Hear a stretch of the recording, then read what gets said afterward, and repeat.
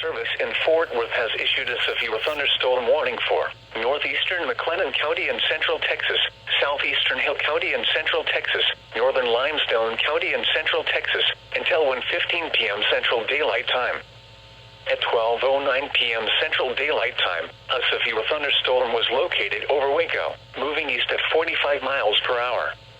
Hazard, 60 miles per hour wind gusts. Source, radar indicated. Impact, expects damage to roofs, siding, and trees. Locations impacted include Waco, Hewitt, Robinson, Belmet, Woodway, Mejia, Lacey Lakeview, Mart, Beverly Hills, Coolidge, Hallsburg, Fort Parker State Park, Northcrest, Golson, Leroy, Mount Calm, Tahuacana, and Ross. This includes Interstate 35 between mile markers 329 and 346.